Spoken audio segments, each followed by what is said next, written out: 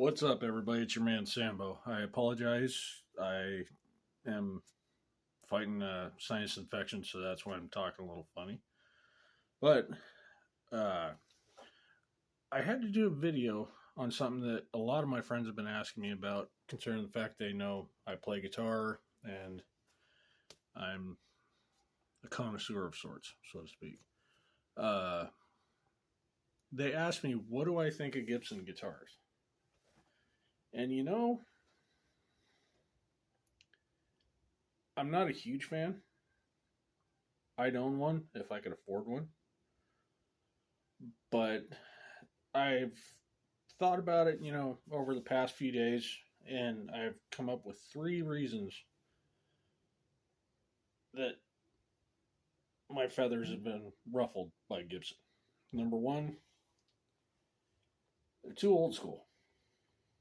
They have a problem with reusing the same parts, just same tooling, same dice, same everything, just a PAF and a Les Paul. Super. You can do the same thing you did since the 50s. Awesome. The same capacitors, pots, all that kind of stuff. They just remake it and make new versions of it and then put it out.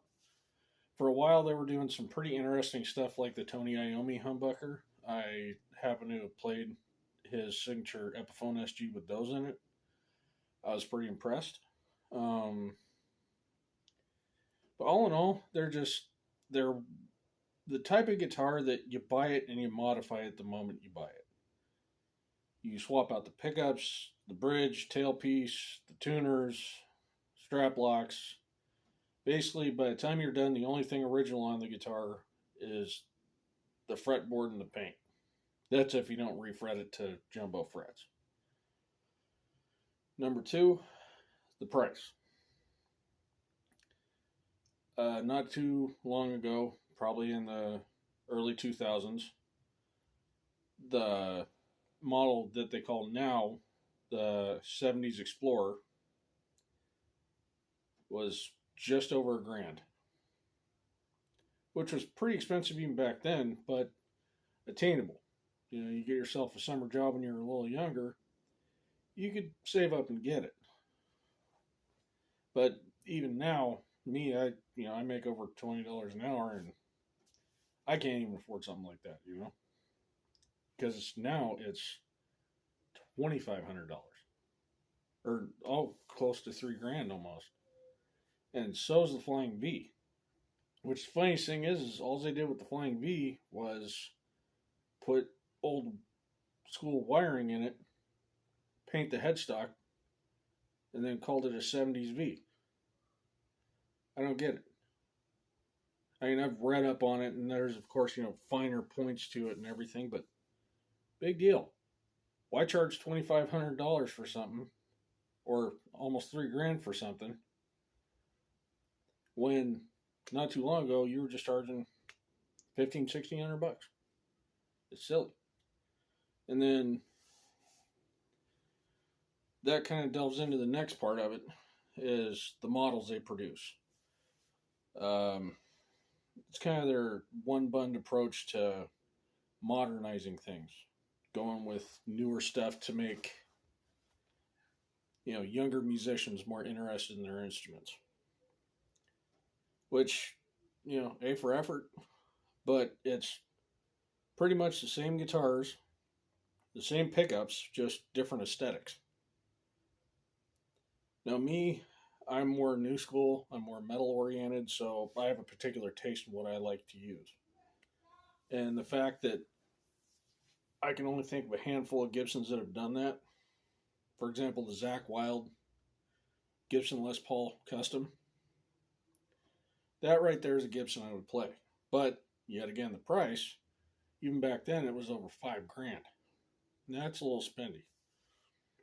Now, bear in mind, I'm not trying to sit here and hate on Gibson throughout this entire video.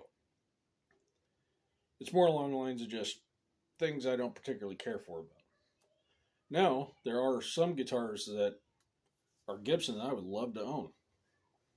just a SG standard, Les Paul standard, a white Explorer, a white Flying V. You know, the standards, nothing too crazy. Even a couple of their acoustics, you know, I've played a couple of their acoustics and they're awesome. I played the Thunderbird bass. I would love to own one of those. But it's just, as far as modern players, you have to monkey with them to get them to how you like them, which, you know, that's true to say about a lot of guitars.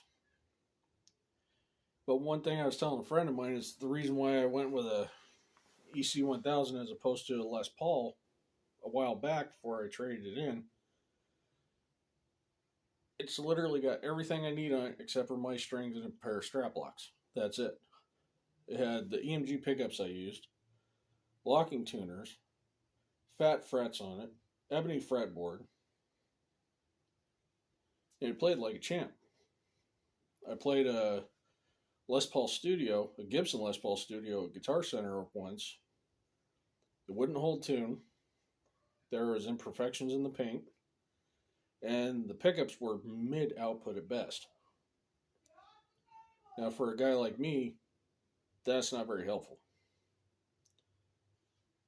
So I went with the EC 1000 and the vintage black.